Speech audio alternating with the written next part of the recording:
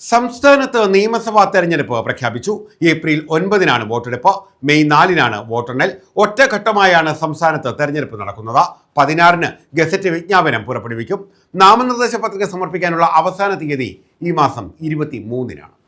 നിയമസഭയിലേക്കുള്ള തെരഞ്ഞെടുപ്പ് തീയതി പ്രഖ്യാപിച്ചു. ഏപ്രിൽ 9-നാണ് സംസ്ഥാനത്ത് തെരഞ്ഞെടുപ്പ് നടക്കുന്നത്. മെയ് 4-ന് വോട്ടെണ്ണൽ നടക്കും. മാർച്ച് 16-നാണ് ഗസറ്റ് വിജ്ഞാപനം പുറപ്പെടുവിക്കുന്നത്. നാമനിർദ്ദേശ പത്രിക സമർപ്പിക്കാനുള്ള അവസാന തീയതി മാർച്ച് 23-ആണ്. പത്രികകളുടെ സൂക്ഷ്മ പരിശോധന 24-ന് നടക്കും. പത്രിക പിൻവലിക്കാനുള്ള അവസാന തീയതി മാർച്ച് 26-ആണ്. കേരളത്തിൽ പ്രചാരണത്തിന് ഇനി 23 ദിവസം മാത്രമാണ് മുന്നിലുള്ളത്. തെരഞ്ഞെടുപ്പിനായി സംസ്ഥാനത്തുടനീളം 30,471 പോളിംഗ് സ്റ്റേഷനുകളാണ് സജ്ജീകരിക്കുന്നത്. വോട്ടർമാരുടെ കണക്കുകൾ പരിശോധിക്കുമ്പോൾ 1.38 കോടി സ്ത്രീ വോട്ടർമാരും 1.82 കോടി പുരുഷ വോട്ടർമാരുമാണ് പട്ടികയിലുള്ളത്. ഇത്തവണ 4.24 ലക്ഷം കന്നി വോട്ടർമാരാണ് സമ്മതിദാനാവകാശം വിനിയോഗിക്കുന്നത്. വോട്ടിംഗ് മെഷീനുകളിൽ ഇക്കുറി വോട്ടർമാർക്ക് സ്ഥാനാർത്ഥികളെ വേഗത്തിൽ തിരിച്ചറിയുന്നതിനായി സ്ഥാനാർത്ഥികളുടെ കളർ ഫോട്ടോ യന്ത്രത്തിൽ പതിപ്പിക്കുമെന്ന് തെരഞ്ഞെടുപ്പ് കമ്മീഷണർ ജ്ഞാനേഷ് കുമാർ വാർത്താസമ്മേളനത്തിൽ അറിയിച്ചു.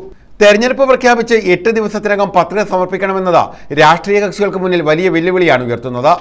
തെരഞ്ഞെടുപ്പ് നടക്കാനിരിക്കുന്ന സംസ്ഥാനങ്ങളിൽ കമ്മീഷൻ സന്ദർശനം നടത്തിയെന്നും മുന്നൊരുക്കങ്ങൾ വിലയിരുത്തിയെന്നും മുഖ്യ തെരഞ്ഞെടുപ്പ് കമ്മീഷണർ ജ്ഞാനേഷ് കുമാർ പറഞ്ഞു. സന്ദർശന വേളയിൽ എല്ലാ രാഷ്ട്രീയ പാർട്ടികളുമായും കൂടിക്കാഴ്ച നടത്തുകയും അവരുടെ നിർദ്ദേശങ്ങൾ സ്വീകരിക്കുകയും ചെയ്തു. ജില്ലാ ഇലക്ടറൽ ഓഫീസർമാർ, SP Mar, IG Mar, DIG Mar തുടങ്ങിയവരുമായും കൂടിക്കാഴ്ച നടത്തിയെന്ന് അദ്ദേഹം പറഞ്ഞു. News desk.